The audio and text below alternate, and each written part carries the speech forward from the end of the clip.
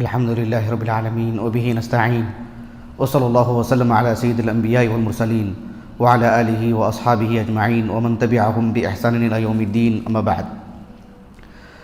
اللہ سبحانہ و تعالیٰ کی توفیق اور فضل و کرم سے ہم نے آج 17ویں تراویح مکمل کی، اور بحیثیت بنگلور کے باشندے ہونے کے ہم سب کو اللہ تعالیٰ کا خصوصی طور پر شکر ادا کرنا چاہیے کہ ہم کو یہاں پر تراویح کا موقع مل رہا ہے الحمدللہ، اور ایک اچھی بہترین تراویح سننے کا موقع مل رہا ہے۔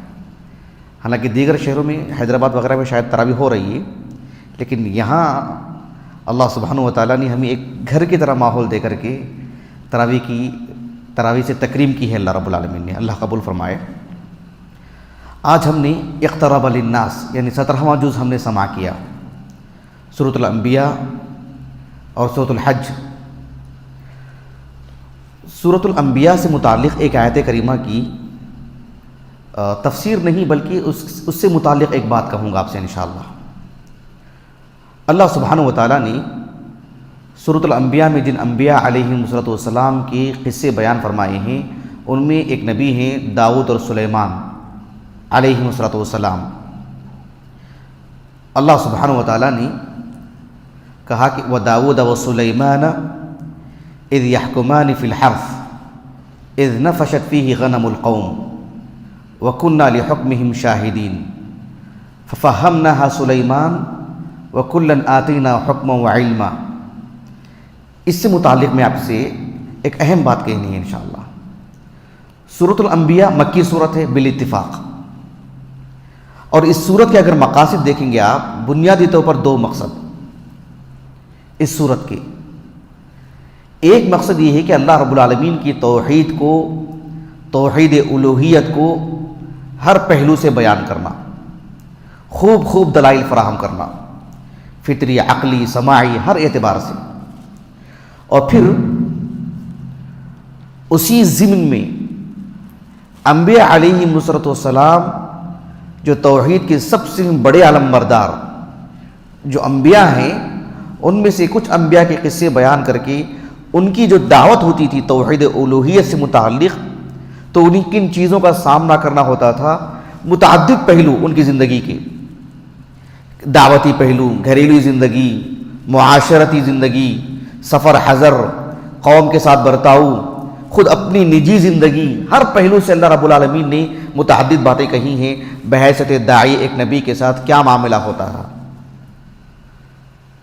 اب ذرا غور کیجیے آپ، اس صورت میں جن انبیاء کے نام لے کر کے قصے بیان کیے گئے ہیں، ابراہیم علیہ السلام، لوط، نوح، سلیمان اور داؤد، ایوب، یونس، زکریا علیہم السلام، اور کچھ انبیاء کے نام ذکر کیے گئے ہیں جیسے ادریس، الیسع اور جو ہے ذوالکفل وغیرہ۔ غور طلب بات کیا ہے میں جو بتانا چاہ رہا ہوں آپ کو، میں جب اس صورت سے متعلق سوچ رہا تھا کہ کچھ کہوں، اللہ تعالیٰ کی توفیق سے میں نے اس باب میں غور کیا کہ اللہ رب العالمین نے اس صورت کے آغاز میں مطلب بالکل بھی آغاز میں نہیں، تقریباً 15 آیتوں کے بعد، آیت نمبر بالضبط مجھے یاد نہیں ہے، اللہ تعالیٰ نے کہا کل نفس ذائقۃ الموت ونبلوکم بالشر والخیر فتنہ۔ اللہ تعالیٰ نے بنی آدم سے کہا کہ ہم تم کو خیر اور شر ہر دو سے آزمائیں گے۔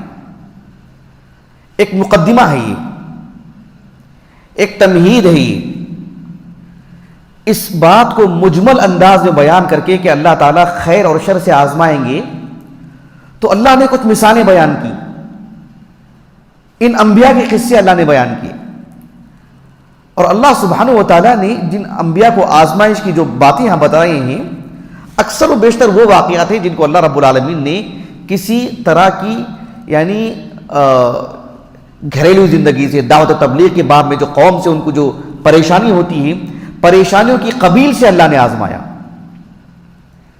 وَنَبْلُوكُمْ بِالشَّرِّ، شر کے ذریعے سے اللہ نے آزمائے۔ اس کی بھی مثالیں دی اللہ نے، نوح علیہ السلام کی مثال، لوط علیہ السلام کی، ابراہیم علیہ السلام کی، ایوب علیہ السلام کی، جو نجی زندگی میں ان کو جو آزمایا گیا شر کے ذریعے سے۔ وَنَبْلُوكُمْ بِالشَّرِّ وَالْخَيْرِ، خیر کے ذریعے سے بھی اللہ نے آزمائے، اس کی بھی ایک مثال دینی ہے تو اللہ نے داؤد اور سلیمان کی مثال دی، ہر دو کی مثالیں۔ میں یہ بات اس لیے کہہ رہا تھا کہ علمی امانت کے طور پر مجھے یہ نقطہ کہیں نہیں ملا. میں جب اس قبیل سے سوچ کر کے آیا تو پھر یہ بات مجھے واضح ہوئی باذن اللہ تعالیٰ کہ اللہ نے جب خیر اور شر سے آزمائیں گے تو دونوں طرح کی اللہ نے مثال دی. تو داؤد اور سلیمان کی جو مثال اللہ نے دی ہے وہ خیر کے لیے علیہ السلام. اللہ سبحانہ و تعالیٰ نے داؤد اور سلیمان کو علیہ السلام جن نعمتوں سے اللہ نے نوازے ہیں، اللہ نے کہا کہ داؤد اور سلیمان سے متعلق کہ اذ یحکمان فی الحرث اذ نفشت فیہ غنم القوم وکننا لحکمہم شاہدین ففہمناہا سلیمان وکلا آتینا حکما وعلما. یہاں تک اللہ سبحانہ و تعالیٰ نے وَدَاوُدَ وَسُلَيْمَانَ اِذْ يَحْكُمَانِ فِي الْحَرْثِ، یہاں تک اللہ تعالیٰ نے داؤد اور سلیمان کو جو مشترکہ نعمتوں سے نوازے تھے ان کا ذکر فرمایا. پھر اس کے بعد اللہ تعالیٰ نے داؤد کے لیے خاص طور پر کیا دی ہیں، سلیمان کے لیے خاص طور پر کیا دی ہیں، پھر الگ الگ ان کی فہرست بیان کی گئی ہے. یہاں تک علم، نبوت، فہم سے متعلق اللہ سبحانہ و تعالیٰ نے مشترکہ طور پر بیان فرمایا. اس کے بعد پھر جدا جدا دونوں کے لیے الگ الگ نعمتیں. یہ ایک بات رہی. بہت ہی اہم بات یہ ہے کہ اللہ رب العالمین نے ان 2-3 آیاتوں میں وَدَاوُدَ وَسُلَيْمَانَ اِذْ يَحْكُمَانِ فِي الْحَرْثِ اِذْ نَفَشَتْ فِيهِ غَنَمُ الْقَوْمِ وَكُنَّا لِحُكْمِهِمْ شَاهِدِينَ. اس آیت کریمہ کا نمبر 70 پر 8 ہے. 70 پر 8. وَكُلًّا آتِينَا حُكْمًا وَعِلْمًا وَسَخَّرْنَا مَعَ دَاوُدَ الْجِبَالَ يُسَبِّحْنَ وَالطَّيْرَ وَكُنَّا فَاعِلِينَ وَعَلَّمْنَاهُ صَنْعَةَ لَبُوسٍ لَكُمْ لِتُحْصِنَكُمْ مِنْ بَأْسِكُمْ فَهَلْ أَنْتُمْ شَاكِرُونَ. وَلِسُلَيْمَانَ الرِّيحَ عَاصِفَةً تَجْرِي بِأَمْرِهِ إِلَى الْأَرْضِ الَّتِي بَارَكْنَا فِيهَا وَكُنَّا بِكُلِّ شَيْءٍ عَالِمِينَ. وَمِنَ الشَّيَاطِينِ مَن يَغُوصُونَ لَهُ وَيَعْمَلُونَ عَمَلًا دُونَ ذَلِكَ وَكُنَّا لَهُمْ حَافِظِينَ. ان 4 آیاتوں میں اللہ تعالیٰ نے داؤد اور سلیمان علیہ السلام کو جو نعمتوں سے نوازے ہیں اس کی ایک لمبی فہرست اللہ نے بیان کی. حیران کن نعمتیں. لوہے کو موم کی طرح وہ ادھر سے ادھر موڑ کر کے جو لباس بنا لیتے، جنگی لباس. پہاڑ آپ کے ساتھ تسبیح میں شریک حقیقی معنی میں، پرندے آپ کے ساتھ حقیقی معنوں میں شریک، جن سلیمان کے تابع، ہوائیں سلیمان کے تابع علیہ السلام. کیا یہ معمولی نعمتیں نہیں؟ لیکن ان سارے نعمتوں کو جب اللہ نے ایک فہرست کے طور پر بیان فرمائے تو فخر الدین الرازی رحمہ اللہ مفاتیح الغیب میں کہتے ہیں کہ اللہ تعالیٰ نے سلیمان اور داؤد کو جتنی بھی نعمتوں سے نوازے ہیں بڑی بڑی حیران کن، عام انسان سوچ بھی نہیں سکتا ہے، خرق عادت ہے یہ. لیکن اللہ تعالیٰ نے اتنی عظیم عظیم نعمتوں کے بھی جن مسخر ہیں، ہوا مسخر ہے، یہ کوئی کارٹون نہیں، کوئی کہانی نہیں. لیکن ان ساری فہرست میں اللہ نے جس عظیم نعمت کو مقدم رکھا، کہا کہ وَفَهَّمْنَاهَا سُلَيْمَانَ وَكُلًّا آتِينَا حُكْمًا وَعِلْمًا. کہا کہ علم کی نعمت کو اللہ نے مقدم رکھے. اب بھلا بتائیے، یہ باتیں صرف کتابی باتیں ہیں؟ یہ ہمارے اندر اس برتری کا احساس ہونا چاہیے، خوشی ہونی چاہیے کہ اللہ نے ہمیں، یعنی جو علم النبوہ ہے، اللہ نے وہ چیز ہمیں عطا فرمائی ہے. نبوت نہیں، علم النبوہ، شرعی علم اللہ نے ہمیں نوازے ہیں. بحیثیت ایک دین کے طالب علم کتنی خوشی ہونی چاہیے. صرف خوشی نہیں، یہ ہمارے معتقدات میں آنی چاہیے، ہمارے نظریات بن جانی چاہیے کہ میرے پاس 10 نعمتیں ہیں. ٹھیک ہے، پہلی نعمت اللہ کے دین کے بعد، ایمان کے بعد اللہ سبحانہ و تعالیٰ کے دین کا علم. یہ نکلنا چاہیے ہماری زبان سے. احساس کمتری نہیں ہونی چاہیے کہ بھائی علم تو ہے لیکن پیسے کہاں ہیں میرے پاس، علم تو ہے لیکن میرے پاس کھانے پینے کی چیزیں کہاں ہیں. اس کا مطلب ہے کہ ہم احساس کمتری کے شکار ہیں اور اس نعمت کو نہیں مان رہے، تسلیم نہیں کر رہے یا اسے فوقیت نہیں دے رہے. فخر الدین الرازی رحمہ اللہ نے کہا کہ اللہ نے اتنی حیران کن فہرست بیان کی، لیکن کہا کہ پہلی نعمت وَفَهَّمْنَاهَا سُلَيْمَانَ وَكُلًّا آتِينَا حُكْمًا وَعِلْمًا. یہ پہلی نعمت. اسی لیے اہل علم اس آیت کریمہ کو رکھ کر کے بڑی عجیب و غریب باتیں کہی ہیں. اہل علم کہتے ہیں کہ اللہ سبحانہ و تعالی سلیمان علیہ السلام کو جو فہم سے نوازے تھے وہ حیران کن، بہت ہی قوی. اس لیے کہ اللہ تعالیٰ نے کہا کہ وَفَهَّمْنَاهَا سُلَيْمَانَ. اہل علم جانتے ہیں کہ فہم یفہم تفہیماً باب تفعیل سے. یہ جو فعل ہے اس کی جو خاصیت ہے، آپ دیکھیں ایک مرتبہ مراجعہ کریں جو مشاہدین ہیں، کہ اس میں اور باب افہام میں فرق ہے. باب افہام میں جو قوت ہے اس سے کہیں زیادہ قوت باب تفہیم میں آتی ہے، باب تفعیل میں آتی ہے. باب افعال کے مقابلے میں.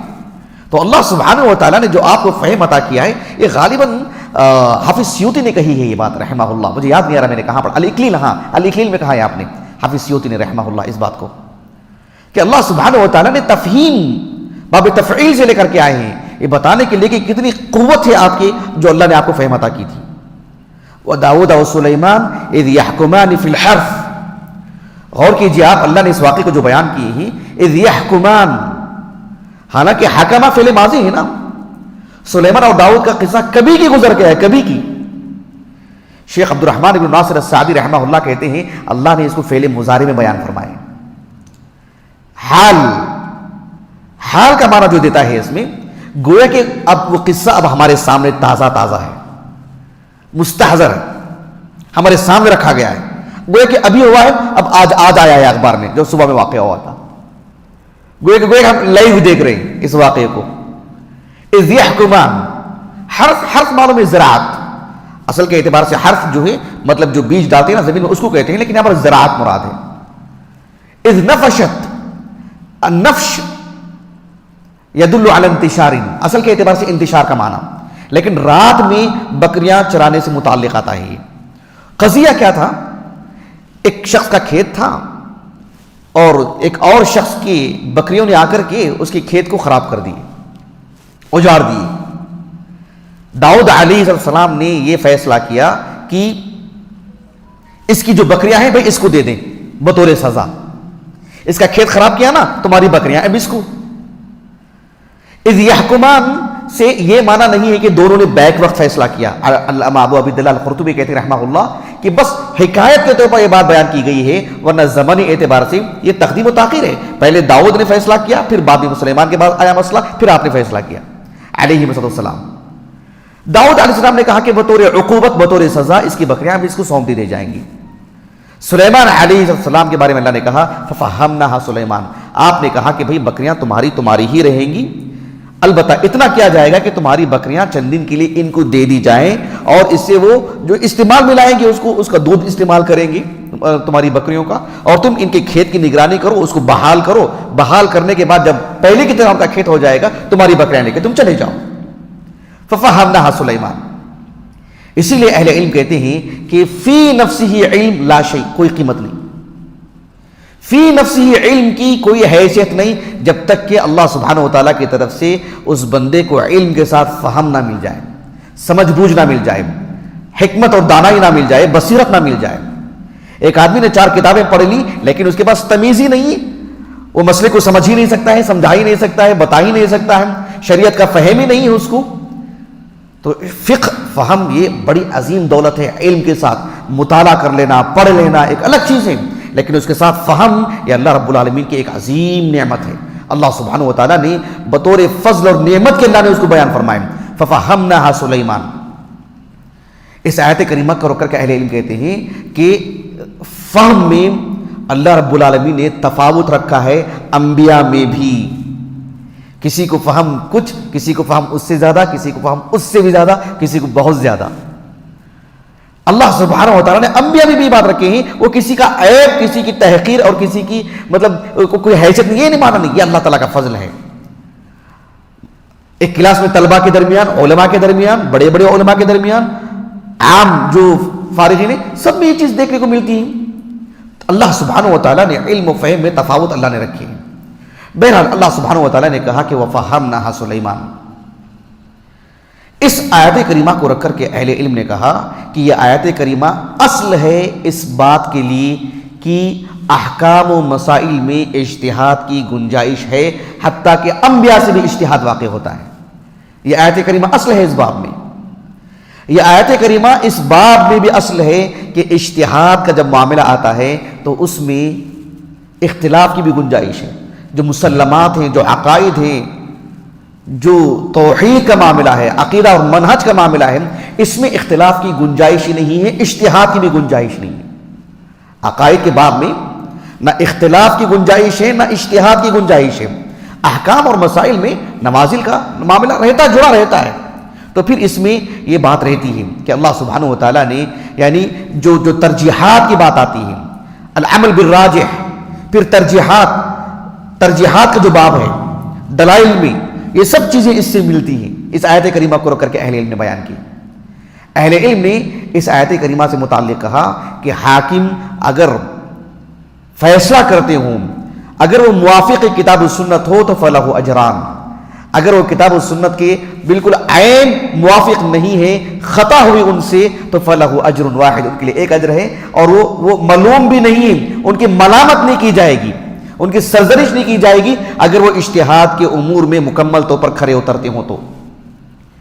کرونا کے مسائل کو لے کر کے نماز میں جو ہم فاصلہ جو کھڑتے ہیں، پھر وغیرہ وغیرہ جو مسائل ہیں، تو ہم دیکھتے ہیں کہ بعض فارغین میں بھی جو ہے ایک طرح کا سخت لہجہ، سختیاں، ایک اجتہادی معاملہ ہے۔ سامنے والے کی عزت ہونی چاہیے، سامنے کے علماء کی عزت ہونی چاہیے، ان کے اجتہادات کو جو ہے مطلب سراہنا چاہیے۔ اختلاف رہ سکتا، ہو سکتا ہے، بات ضمن نہیں تو میں بتا رہا ہوں آپ کو، کیونکہ یہ فرضی باتیں نہیں ہیں، ہمارے سامنے آ رہی باتیں ہیں۔ تو آپ دیکھو وہ جو حدیث مبارکہ ہے سنن ترمذی کی کتاب ابواب الاحکام میں، حدیث ابی ہریرہ بسند صحیح، شیخ البانی نے صحیح کہا ہے، آپ صلی اللہ علیہ وسلم نے فرمایا اذا حکم الحاکم فاجتہد فاصاب فلہ اجران، اگر ایک حاکم فیصلہ کرتے ہیں، اجتہاد کرتے ہیں اس میں، اور اجتہاد مطلب وہ اس کی جو شروط ہیں، ضوابط ہیں وغیرہ، اگر وہ کتاب و سنت کے عین موافق ہیں، اب ظاہر بات اجتہاد کب کریں گے؟ عقیدے کے باب میں، ظاہر بات ہی نہیں، تو پھر فلہ اجران۔ اگر وہ وَإِذَا حَكَمَ فَأَخْطَأَ فَلَهُ أَجْرٌ وَاحِدٌ، مکمل ایک اجر ملے گا ان کو۔ یہ آیت کریمہ اس بات پر بھی ابھارتی ہے کہ ایک عالم دین کو، ایک مجتہد کو، وہ جب دیکھے کہ ان کی بات مرجوح ہے، راجح کوئی اور موقف ہے، تو اس کو اختیار کر لینا چاہیے۔ اللہ سبحانہ وتعالیٰ نے اس میں ان کی ملامت نہیں کی ہے، تعریف ہی کی ہے۔ وَكُلًّا آتَيْنَا حُكْمًا وَعِلْمًا، اس کو علم البلاغہ میں تذییل کہتے ہیں۔ بطور نتیجے کے اللہ رب العالمین نے اس بات کو بیان کیے کہ علم کی اگر بات کرتے تو ہم نے ان کو بھی عطا کیے تھے، بس اسوب والی بات، اسوب والی بات وہ جو ہے وہ سلیمان کو ہم نے عطا کی تھی علیہ الصلوۃ والسلام۔ تو اللہ کے دین میں فقہ، فہم، یہ اللہ کی طرف سے دی ہوئی نعمتوں میں سب سے عظیم نعمت ہے۔ علی الاقل ایک دینی مدارس کے طالب علم کو تو اس کی قیمت کا اندازہ مکمل طور پر ہونا چاہیے۔ اللہ سبحانہ و تعالیٰ سے دعا ہے کہ اللہ تعالیٰ ہمیں اس کی شریعت کا علم اور اس میں فہم، بصیرت اللہ تعالیٰ ہمیں عطا فرمائے۔